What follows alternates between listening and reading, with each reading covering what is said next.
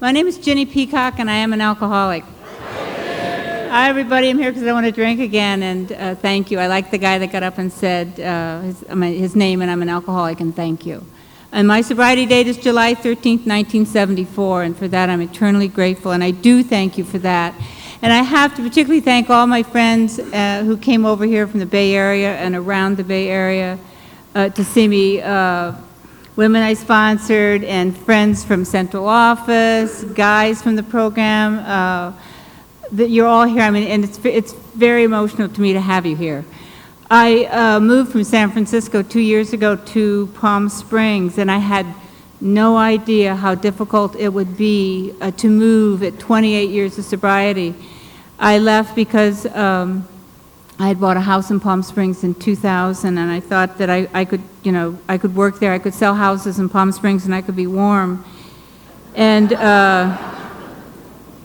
because when I came out of the DTs in 1974, the alcoholism had ruined my circulation, and I was always cold in San Francisco, and I moved to Palm Springs, and I loved the weather and I loved the real estate, but I really, really missed my core, my friends, the women I sponsored, the people I went to meetings with. I mean, I complained about them all the time, and then I got to Palm Springs, and I missed them. I used to say I would give anything to be at that Tuesday night Sesame Step meeting. I mean, I complained about it for 20 years. But I'm here, and I'm very grateful to be here, and I'm very grateful to be sober. And congratulations to all the birthday celebrants. I mean, what a gift. I mean, I got so excited watching everybody take a chip. And it occurred to me, I used to hear Bobby E. say that he called the years 6, 7, 8, 9 the desert years, and not so with this group. I mean, it was not so with this group. They were just, all the years were represented, and it was a gift, and I was so pleased to be a part of it. And welcome to all the people from out of town, out of state, and I want to thank Lisa coming all the way from Australia to hear me. That was very kind of you. She told me she did.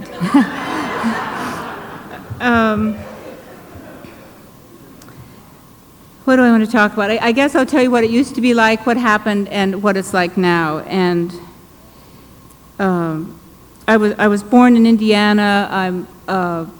I grew up in a town of 6,000 white people, and it's still a town of 6,000 white people. It's sort of like Danville.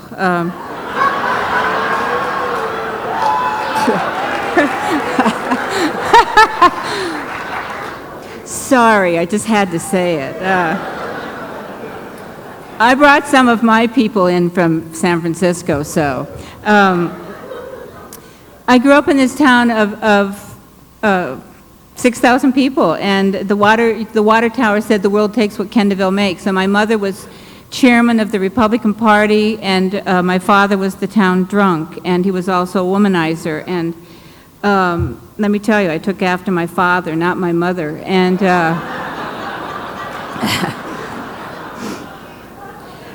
I was a smart kid. I was a popular kid. I mean, I don't, you know, my parents did the best they could. My father, you know, would sometimes not come home for days, and if you ever said anything to him, I mean, we were hit, and my mother was hit, and it was just the way it was, and everybody drank. And I watched my father drink cases of Duries and smoke Camel non-filter cigarettes and wear the hat, and I grew up in saloons with him. And I never had any idea about I don't want to be like that. I mean, I like to drink my dad's Duries. And, you know, I somewhere in high school, I started to drink. And if you read the big book of Alcoholics Anonymous, and I hope I should not say if you read, when you read the big book of Alcoholics Anonymous, and you read the doctor's opinion, it says in there that most alcoholics drink generally because they like the effect produced by alcohol. And I was in high school, and I started drinking, and, you know, I was a very flat-chested, skinny kid, but when I drank, you know, I became full-figured, I became smart. I mean, guys liked to take me out. It was a great date. I never barfed. I mean, I could really hold my booze, and I had a 49 Plymouth, and I drank orange-flavored vodka, and we used to drive to Ohio to get beer, and I think the beer was like 3.2 beer around. You know, it was a different time, and it was the 50s, and it was, you know, 56 to 60, and I was in high school, and, You know, I got into trouble and painting. I was suspended like over the side of a bridge viaduct, painting KHS class of '60 on a bridge viaduct, and we thought it was really cool, but it set off a whole wave of vandalism over northern Indiana, and other classes did it, the sophomores, the juniors, you know, the stupid kids, and they, so I got caught. I mean, we got found out, my parents were called in, the principal, we all sat around in a room, and they told us that we were a disgrace to the human body. They took away our student body, and they took away our driver's licenses. And I had been a cheerleader for 6 or 7 years, and I mean, they took away my pom-poms, and they said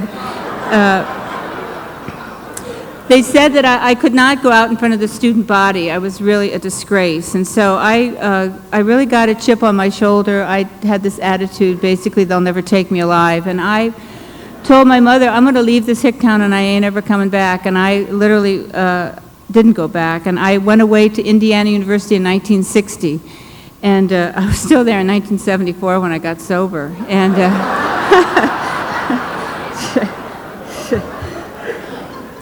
those 14 years are the years that I drank. I mean, I was in school, too, half measure. Right before I went away to college, my doctor gave me a little prescription. He said, Virginia, I'm going to give you something that will help you study. It's a little diet pill. It's called Preludin. And you won't be able to get anything at the drugstore but no dose. This will help you. I said, thank you, doctor. And away I went to college. And that was to begin, be the beginning of my career of speed and alcohol. And I have to mention drugs because speed is very much a part of my story. I'm a speed freak junkie.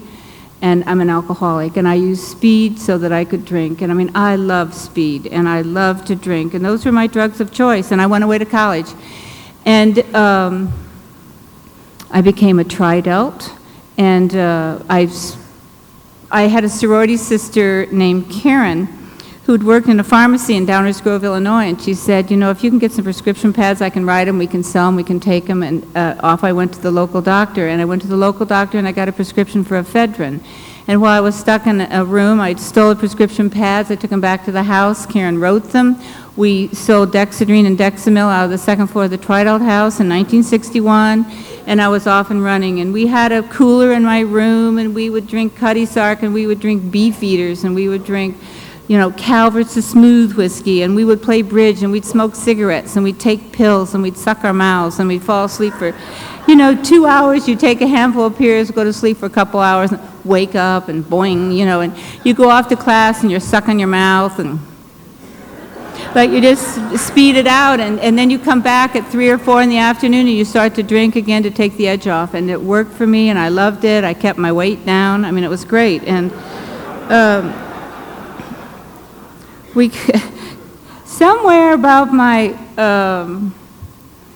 junior year, I got into trouble with, Karen and I used to date these guys that were Fidelts, and we also dated these guys that were ZBTs, and it's really ironic because one of them has just resurfaced in my life, and Karen and I dated these Fidelts though, and one of them had a gun, and we used to go out in the fields and shoot corn, you know, bottles of beer in cornfields. I mean, this was before Columbine. We didn't shoot people. I mean, it was unheard of. And it's another era. And Karen took this gun back to the Tridelt house, and she got drunk one night, and she was brandishing this gun, and everybody got all upset. And, you know, they made me give them, the alums give them the gun. And I said, if I give you the gun, you promise you won't lift her pin? And they said, we promise you, Ginny. And I gave them the gun, and they lifted Karen's pin, so I got that same thing on my shoulder again, and I said, you know, I'm quitting this sorority house, I'm done, I'm taking 9 of my sisters, I'm moving off campus. I changed my major from speech and hearing therapy to Slavic languages and literatures. I got one of those green book bags, and I started reading Kerouac and Ginsberg and Ken Kesey, and I got a job in the local bar called Nick's English Hut. And in that bar, there were these guys with beards, and they were philosophy majors, and they rode motorcycles, and I I wanted to be like them. So, I mean, I got a motorcycle, forgot the beard, but I hung out with them, and I got a motorcycle in 1964, and one night I met another woman on a motorcycle, and her bike was bigger than mine, but she said to me, I thought I was the only woman in this town that rode a motorcycle, and I said, well, obviously you're not, and she was a heroin junkie and an alcoholic, and I fell madly in love with her, and this was 1964 in the state of Indiana, where love is, when homosexuality was the love that dare not speak its name. So there was no, lesbians hadn't been on the cover of Newsweek. There was no, Ellen didn't have a show, loser show, and now she's a hit again. And, Will and Grace, I mean, there was none of that. And so Barbara and I decided in 1964 that we would go to Paris and live like Gertrude and Alice. And so I told my mother I graduated from college, and I told my mother I'm going to go to the Sorbonne and study, and she said, okay, honey, and off I went. And Barbara and I, we were just ripping and running. We rolled some guy on the Audubon. We were just stealing, having fun, carrying on, just the fun things you do when you shoot up and drink. And we got over to Paris, and she said, I don't think I want to be a lesbian. And I said, ooh. I was like, dang. I was really sorry to hear that. Because I was rather enjoying it. So we had this huge fight, and we hitchhiked back to Heathrow Airport, and she punched me out and flew home. And so I sent for this guy, Maynard, my motorcycle mechanic, and I flew him over, and my grandparents had given me all this money to study in Europe. So I said, Maynard, let's go up to Liverpool, I'll buy you a motorcycle. So I scratched the school thing. We went up to Liverpool, I bought him a 500cc Velocette motorcycle, single. I mean, you had to kick-start the bike then to start it. I mean, you had to kick it and get your leg out of the way, or it just cracked your calf in half. I mean, now you all have those like sissy bikes where you just turn a key, right? But this was very butch. I mean, it was very butch. And so I bought him this bike, and we, black racing fairing house. We went down to Spain. I had all this money. I rented a house. I took in all these gypsies. It was just wild, and we just lived there. And then he kind of had enough of me, and he went on back to the States, and then I came following after. And in that year I'd been gone, Barbara had married a guy named Junior Peacock. And when I came home a year later, she divorced him, so I married him. So,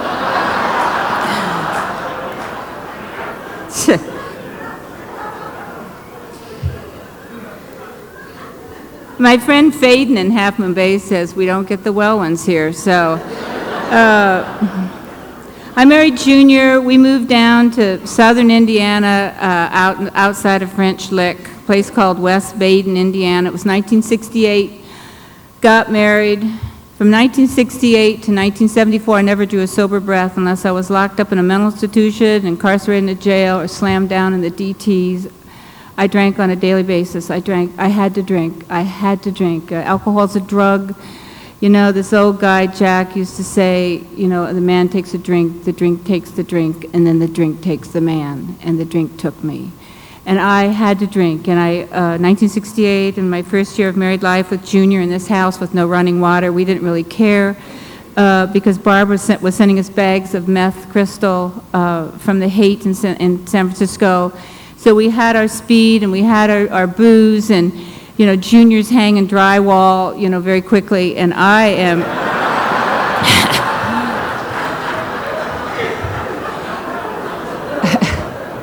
I got a job teaching school. I was a junior high school English teacher in Salem, Indiana, where it was a town run by the John Birch Society, and I would drive over from where we lived in West Baden over to Salem. And one of those alcoholic cars, it was an old Ford, it was one of those shift cars where you have to participate in your driving, and there's no floorboard, and one headlight goes this way and one this way, and And I went over there to teach, and I had to drink, and I started to be like my father. I remember my father had bottles in his glove compartment and under the floor, and I started to think about how am I going to get my booze today, and I would start to go to drugstores after school and to liquor stores, but these stores were all run by parents or grandparents of my students, so I became obsessed with how to have booze around me, and I had to drink, and you know, the wreck started happening. I had a wreck one night going home, and I run into a ditch, and I broke all the bones on the right side of my face, and I walked 5 miles because we're out in the middle of nowhere, and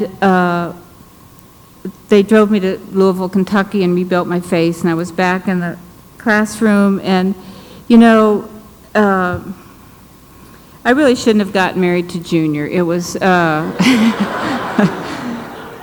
It wasn't a really good marriage. We did a lot of drugs, we shot a lot of dope, we drank a lot, and I would tell him I was going out for groceries on Friday and not come back till Tuesday. And he beat me, completely a battered wife. I mean, he just beat me to a pulp, and every time I would leave, he would come after me, and I would go back to him. I'm deaf in one ear because of him. Finally, you know, I used to teach school, and I would stand outside my 7th grade English class with Mr. Hunt, the principal, and I would have black and blue, I would just be bruises all over my face, and my lips would be swollen, and I was still wearing the same skirt. I wore the same skirt every day. I didn't know you were supposed to change clothes, and I wore the same skirt. Every now and then I would change a sweater, and I would stand outside my classroom with Mr. Hunt, and he would say, "How are you today, Miss Peacock?" And I'd say, "I'm fine, Mr. Hunt." And he'd say, "Are you really, Miss Peacock? Are you okay?" And I said, I'm okay, Mr. Hunt." And I had booze with me, and I drank vodka because I knew you couldn't smell it. And I had to drink at school, and I couldn't get through a day of teaching school without drinking. And I drank vodka, and I carried a big purse. And you know, at some point in there, I left Junior, and I went back home to Danville, Indiana, where my father was dying of alcoholism. My father tried to rape me twice, and I was 32 years old. One night I knocked him out of a chair, and the next thing I knew I was being handcuffed by a sheriff, and my mother was saying, "It's for your own good, honey." And she had just committed me to a mental institution, and away I went to Oak Lawn Psychiatric something out near South Bend, Indiana. I was there for 9 months. We had barbed wire. It was the Vietnam War. Electric shock treatments. I didn't have any. I went in with tracks up and down both of my arms, and they said, "Ooh, a junkie, ooh, a lesbian," and they got all excited about it, and after about 9 months they released me. They said I didn't respond to treatment, and I went back to Bloomington, Indiana. I moved in with 9 drag queens. I got a job teaching English in a Catholic school for Sister Rose Clare, and she hated me, and I drank on the way to school, I drank at school, I just drank. I drank on a daily basis, I drank constantly.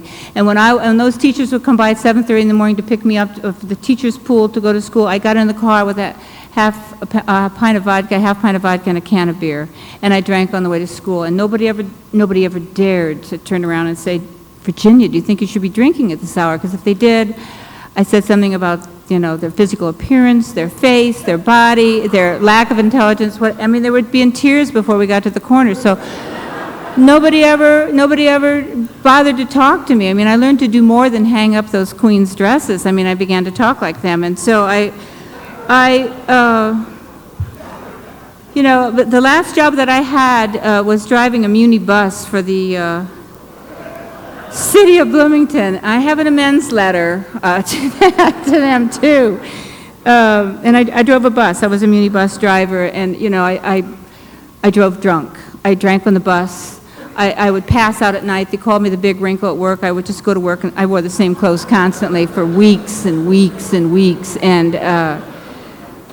the only thing I would know to do would be to take another shirt, and I would go to work, and we would have this 45-minute run out to the mall in Bloomington, Indiana. When I get to the mall, I would go into the public restroom, and I would take off my transit shirt and put on the other shirt, and I would go into Super X Drugs, and I would buy a quart of vodka, and it was like $4.79, Gordon's vodka, and the girls, and they would say, "Oh, hi, Virginia, you're not working today." I said, "No, it's my day off," and I would take the vodka, and I would stop at Orange Julius in the hall, and I would get a cup of ice, lid and a straw, please, and I would go back into the bathroom, and I'd get into the stall, and I'd fill that cup full of straight vodka. I'd take off that shirt, put the Bloomington Transit shirt on. I would go back and I would sit on my bus. I got that drink, and I'm okay.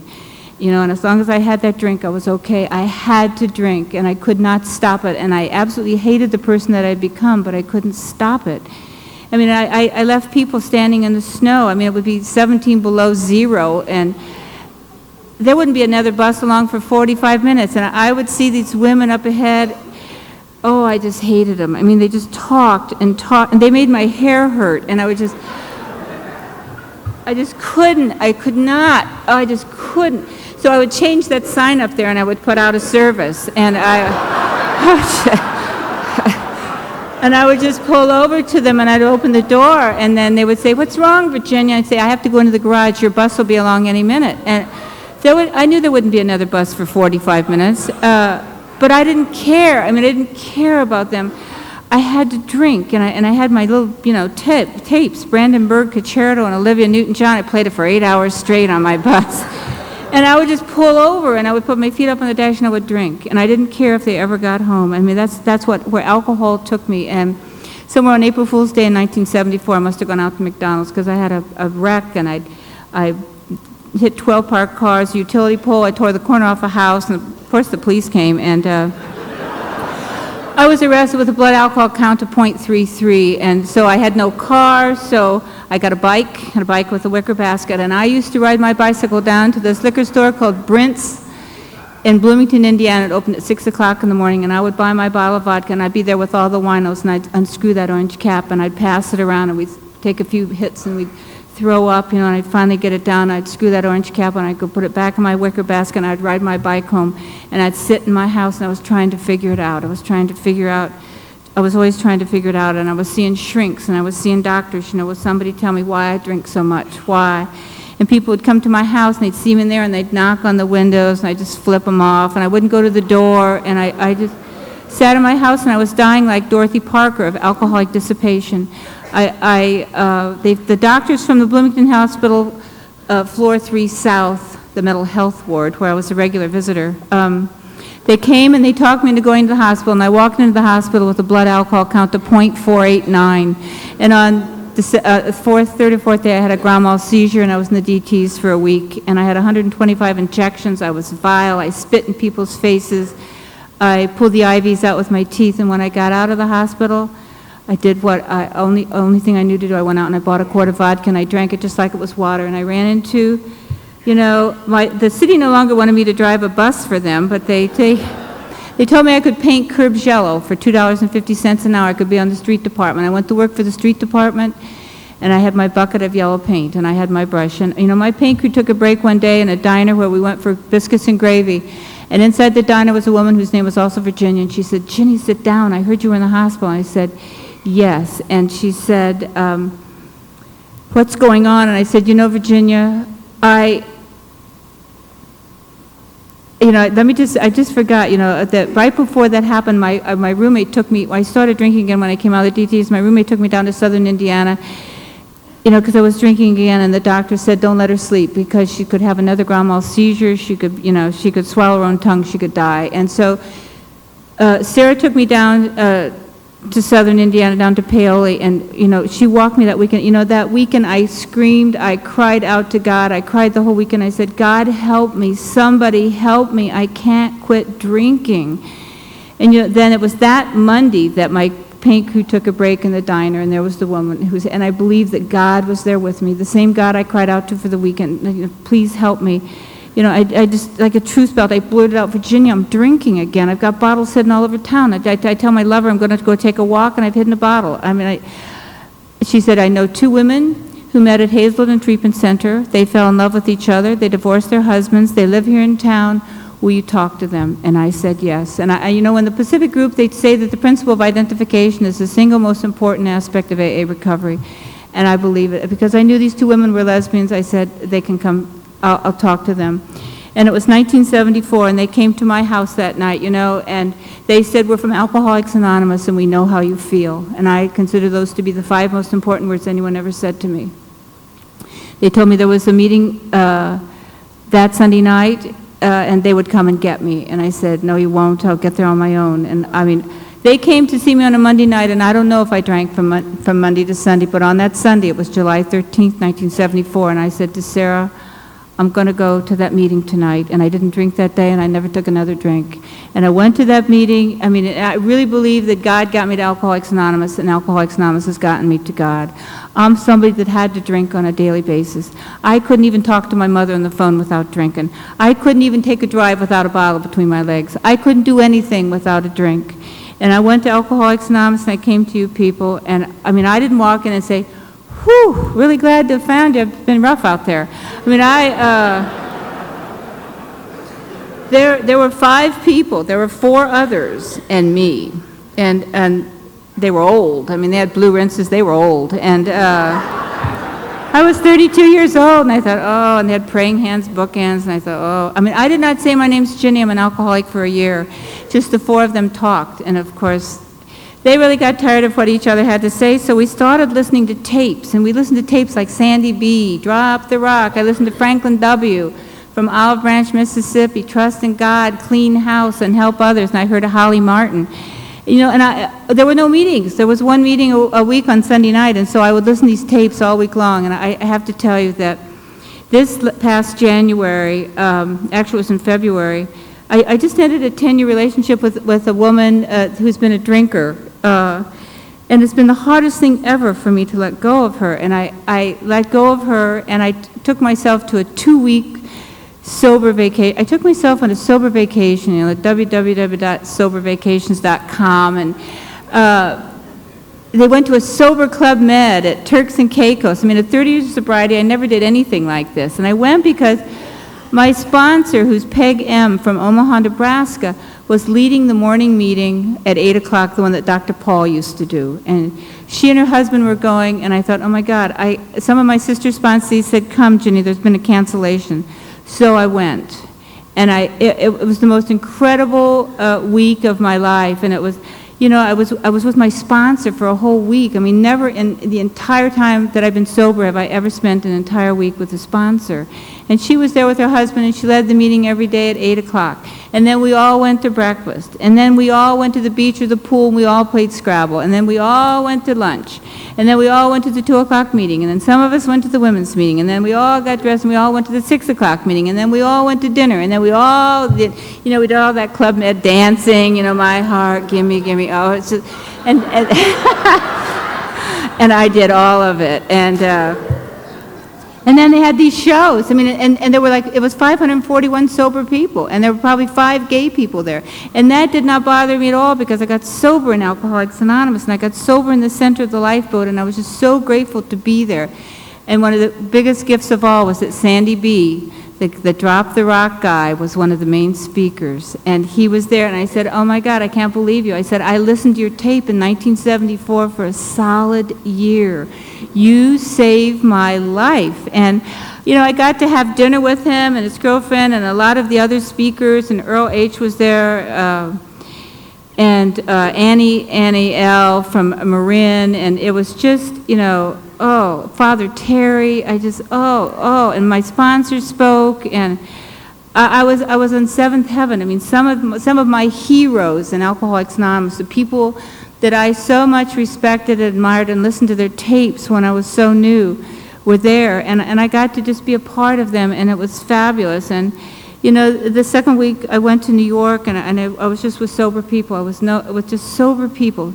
Some of the people I met from the Sober Club Med, and we went to meetings, and my sponsee was there, and she brought some of her sponsees, and we went to the Atlantic group, and we went to Fog Lift. Oh, it was just like great. And I was thrilled, and I came home, and I went back to Palm Springs, and I had some repercussions from that breakup, which have been very disturbing to me for the last week or two. And so to come here tonight and to be with, you know, a lot of my old sober friends from San Francisco is very, very heartfelt to me, you know. And my whole life began when those women came to my house, and I went to Alcoholics Anonymous, and that was to be the beginning of a 30-year life and journey here in AA. And, you know, good things happen to alcoholics who don't drink, and bad things happen to alcoholics who don't drink. I just never found it necessary to ever take a drink again once I got here. And, You know, I came to Alcoholics Anonymous and I weighed 185 pounds, and my teeth were rotten, and I stuttered for at least a year, and I fell over all the times because my knees have been, my ankles and my wrists have been tied up in the DT so tightly, my ankles, I would just be walking along and I would just fall over. I mean, the ankles would just go, and of course, when I was painting curbs, it was very disconcerting because I would have a bucket of yellow paint, and, you know, the guys on the guys on the street department say, "Oh, look at Flycatcher." They call me Flycatcher because, you know, if you ever see a burnout junkie alcoholic like from Haight-Ashbury, and they're just, you know, the mouth is just my mouth hung open. I mean, I don't know. I hadn't bothered to really look in a mirror when I got sober. And I got here with one pair of jeans and a bicycle, and I think about the miracle of what is, and I couldn't talk, and I didn't talk for a year in that meeting, and so obviously it was very noticeable. And but what they said to me was that you will make the coffee, you will do service, because people who do service stay sober. And I began a journey in service that has not stopped. I mean, and I did so much service. I did so much service in Bloomington, Indiana, and I got, you know, and I moved to Indianapolis when I was a couple years sober, and I met a woman, Iris, that I knew that I wanted to hear my fifth step. I really thought that I was too dirty for Alcoholics Anonymous. So I did an awful lot of things that I don't really talk about from the podium. But someone has heard all of it now, and, you know, no big deal. Actually, I probably have told almost all of it from the podium by now.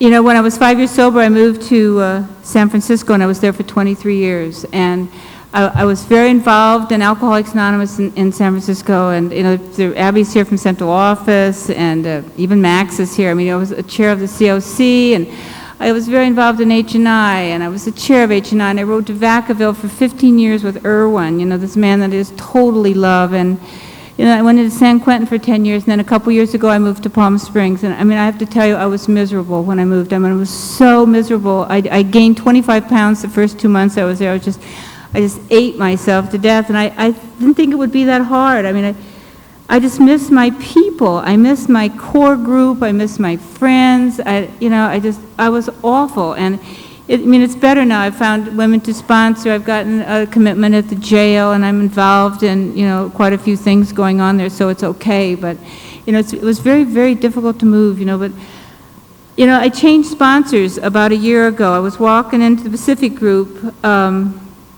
and Clancy had been my sponsor, and I squeezed into a skirt. I walked into a Pacific Group, and for his birthday, and there was a woman there named Peg M. from Omaha, Nebraska, and I said, "What are you doing here?" And she said, "I'm speaking." And I said, "Can I talk to you for a minute?" She said, "Sure." And I said, "I really need some help." I said, "I mean, I'm having an awful lot of problems with people." I said, I just moved to Palm Springs. They hate me. My gardener fired me. My accountant fired me. I mean, nobody likes me. I mean, can you help me? I mean, I said, "I know you sponsor a lot of women, but would you sponsor me?" And she said I would be honored. And so my life shifted, you know, and my life took a huge shift because I really wanted a woman to sponsor me. And I got this woman, and I absolutely love her. And I got to spend a week with her, and I was thrilled. And she sent me these 7 questions, which, you know, just keeps me current with her, and I call her every week, and I talk to her, and I'm so grateful for sponsorship. It's always been a huge thing in my life, and I sponsor a lot of women, and I sponsor a lot of women in Palm Springs, and I sponsor a lot of women all over the country, and, you know, and I've got the presence of God in my life, and I only have a couple minutes to tell you about some of the greatest things, some of the worst things that happened to me in sobriety. I mean, I broke my neck, I had a tumor in my leg that ate the whole femur bone. The women have come and gone. I mean, you know, but things, and a lot of my friends have died, and my mother died, and my mother was 25 pages of my 4th step. I mean, I hated her. And when I did my 4th and 5th step with Iris, she said, you got the mother you got, and your mother loves you the only way she knows how. It's just not the way you want it, you know.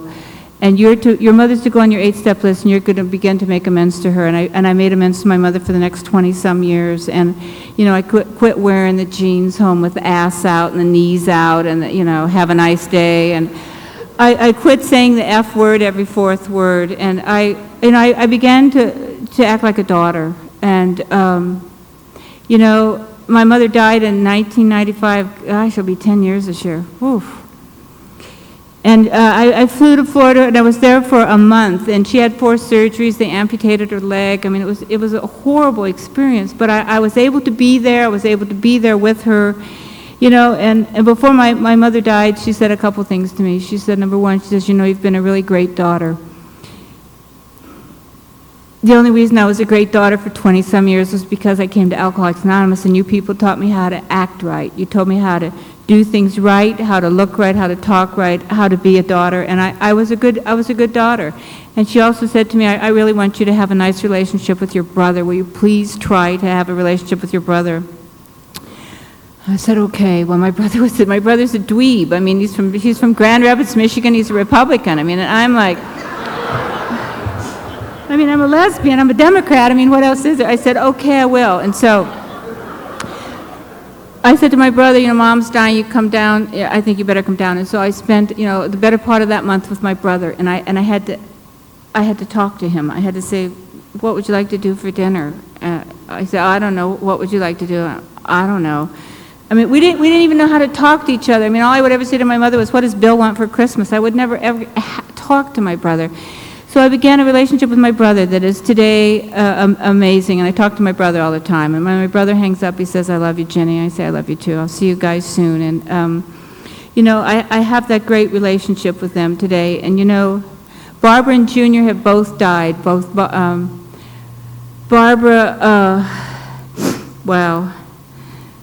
A few years ago, somebody called and said, you know, Barbara's dying, and somebody wants you to call her. I don't know if she wants you to call her, but somebody wants you to call her. And I had heard that Barbara had gotten sober in Alcoholics Anonymous, and Barbara had flown me to Chicago at some of that drunken period and put a bottle in front of me and a tape recorder, and she wrote a book, and everything I said came out in a book, and I hated her for it. You know, I had this 25-year resentment, and anyway, I called Barbara, and I said, Barbara, it's Ginny Peacock. And she said, oh my God, I can't believe you called.